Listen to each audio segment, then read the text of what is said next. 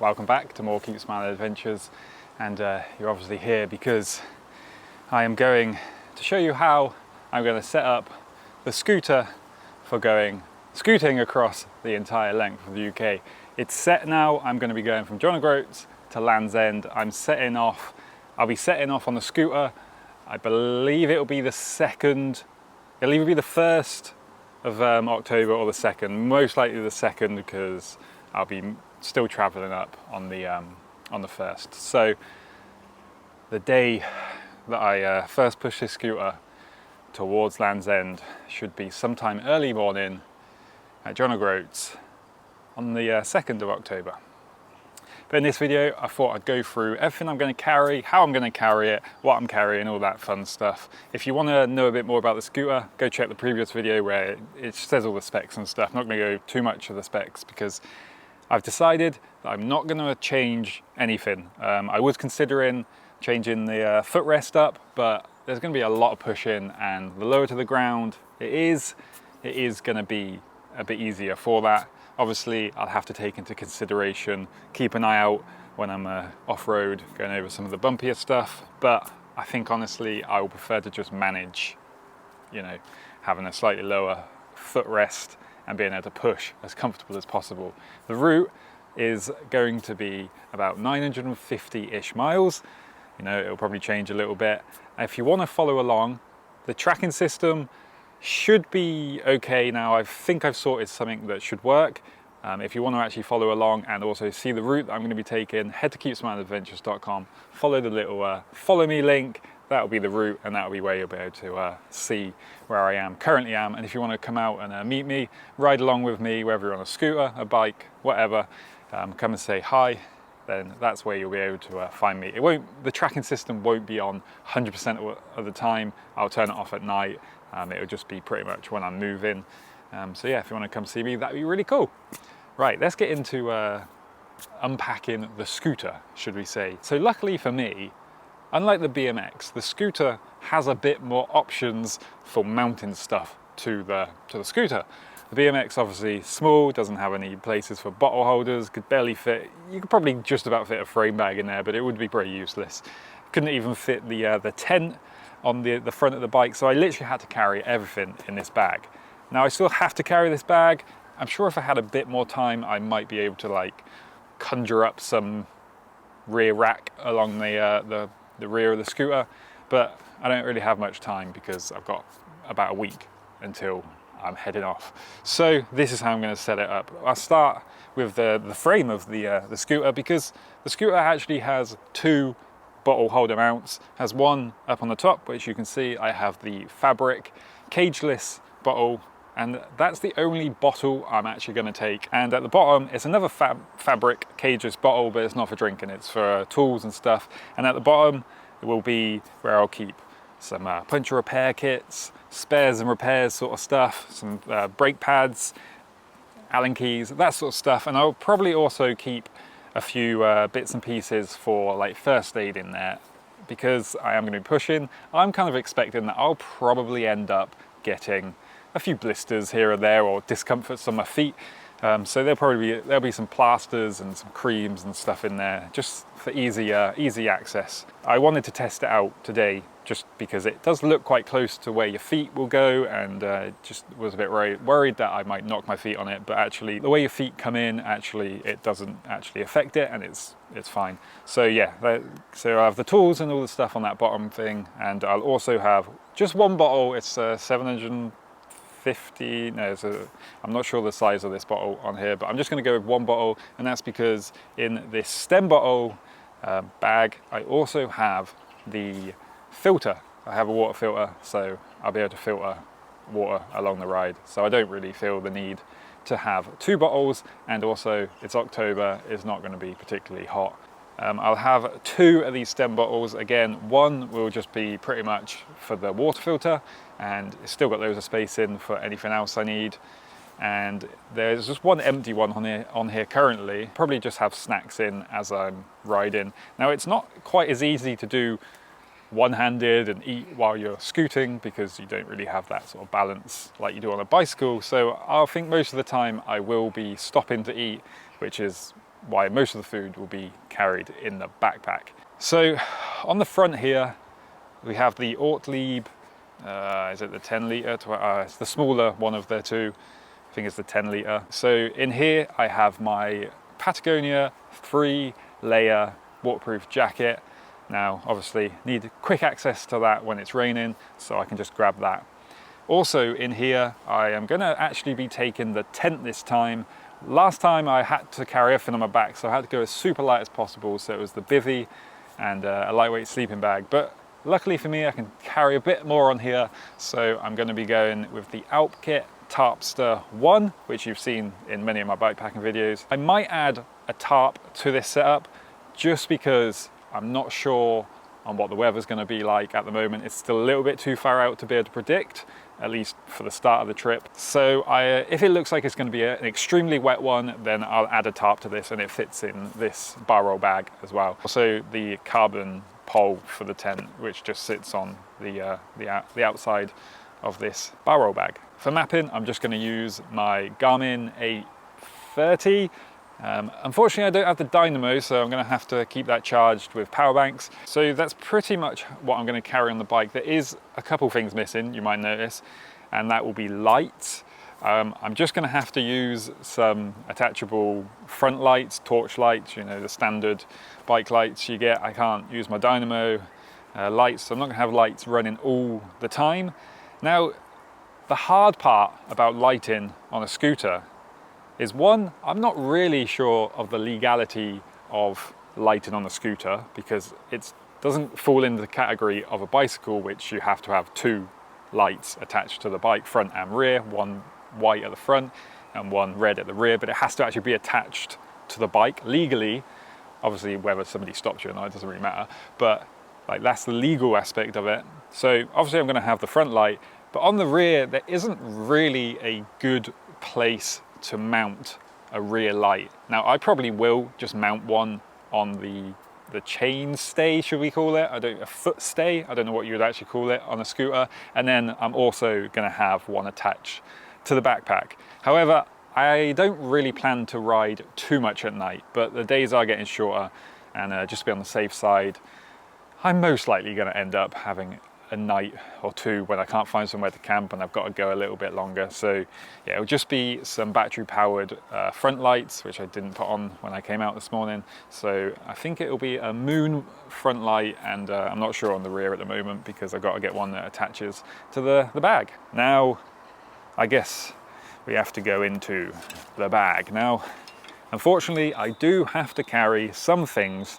on my back, and there are a couple things in here that I haven't added yet, like food, batteries for cameras and stuff, because I'm not going to go over the cameras I'm going to be using and all that stuff because it's not interesting. Also in here there isn't my battery packs, which I'll be using 2 battery packs.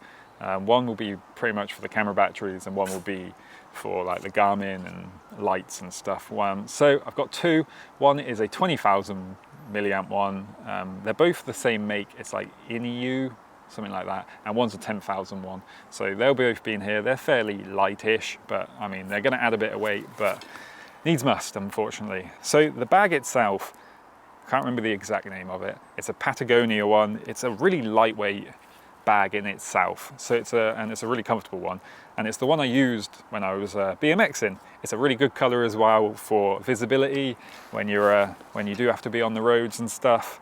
Big bright orange backpack. If you can't see that, then well. So in this bag I will be carrying my sleeping gear, spare clothes, and just general things that I need throughout the day. Obviously food and stuff goes without saying, that'll be in here, but let's unpack this and have a look. So first things first, I don't know if I'm actually going to ever use these, but these are just some waterproof over trousers, and yeah, they're just small and they just pack up in there very easily, and they're lightweight, and yeah, whether I actually wear them or not, I don't know yet, because I'm not sure if it's going to be a very rainy trip or not. Right now I should have gone right at this second because it's an absolutely gorgeous day out here. So also in this bag I've got 2 dry bags. So this one here, this tiny little one, is basically all my spare clothes. Apart from what I'm going to be wearing, these are the spare clothes. In here, to start, I have my big thermal socks. My big thermal socks are just used for when I'm sleeping, if the night's a bit colder, and they're really nice if you've had a very wet day, if it's been raining. They sort of dry out your feet quite nicely. Also, we've obviously got just generally spare socks. Currently, I've just put 3 pairs in here. There's still like a week to go. I've still got to wear my socks. I'll probably have maybe a couple more extras. The nice, colourful socks. A spare Keep Smiling Adventures t-shirt. This is the long sleeve one. You can't buy this one, unfortunately. It's good for them slightly colder days where you need a long sleeve, and it dries pretty fast. So that's 1 spare t-shirt. A second spare t-shirt, which is just a very, very lightweight one. To be honest, I probably won't use this for actually riding unless it's very weirdly very hot.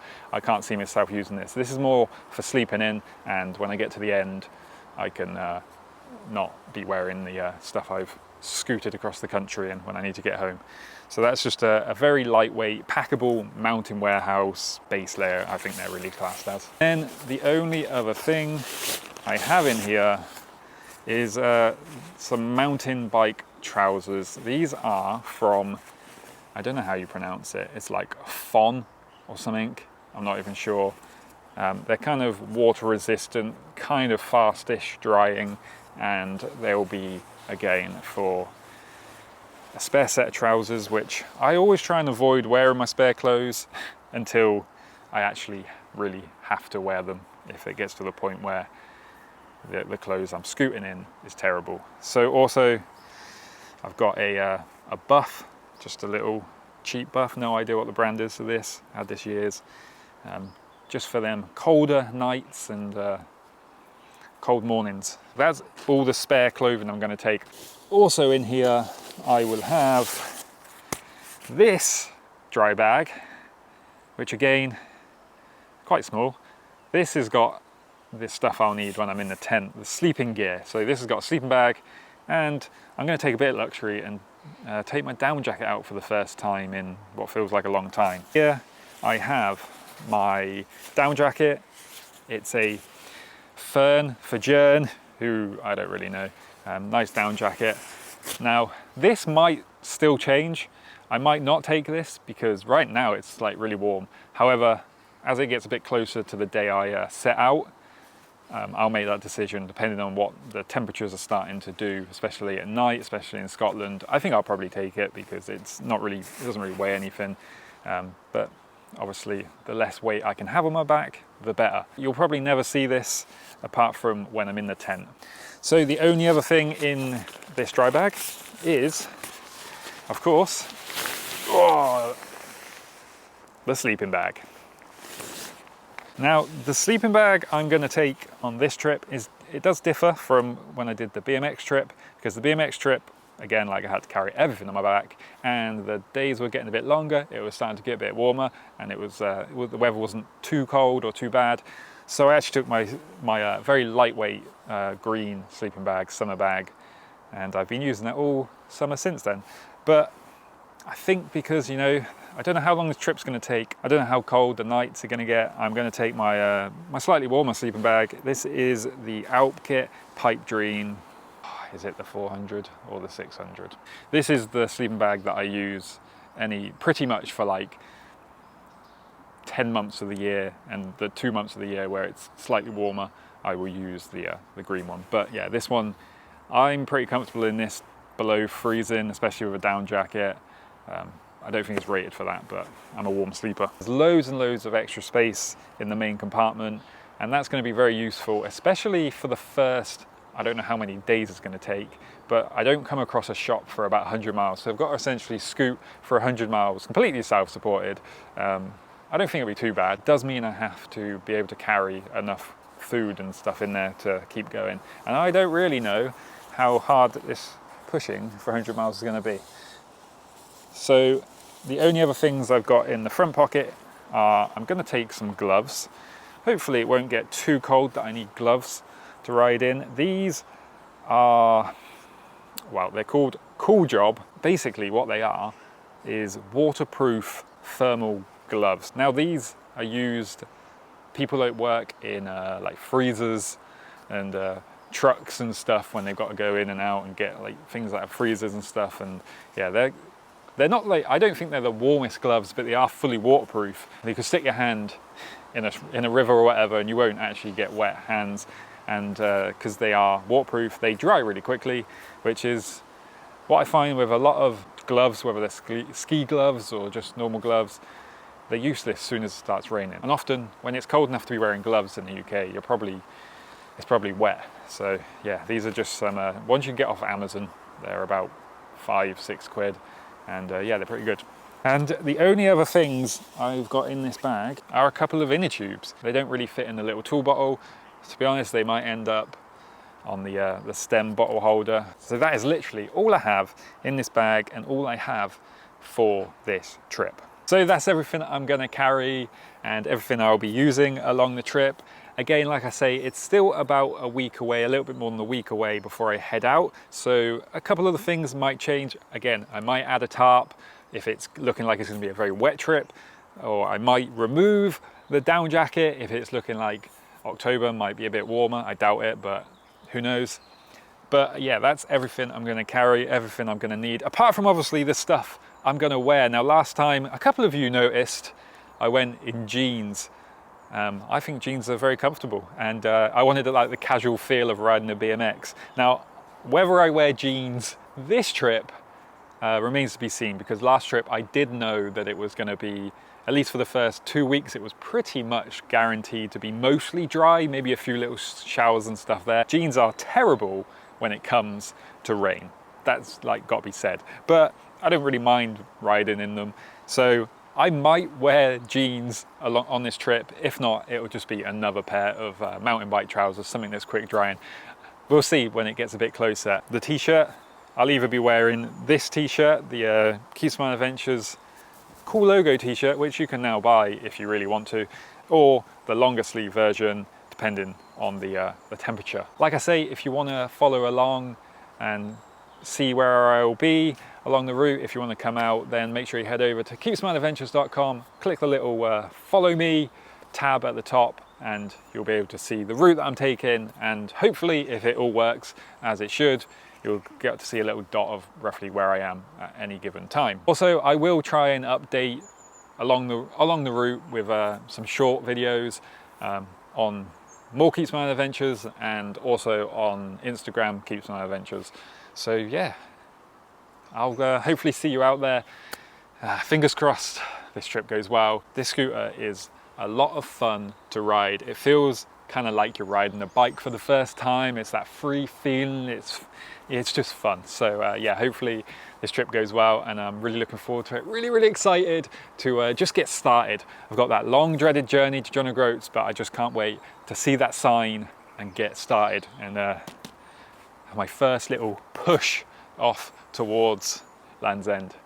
So hopefully I see you out there, and until next time, subscribe, like the video, do all that boring stuff that YouTube demands, and I'll see you out in the trails. Keep smiling and enjoy the adventure. Peace.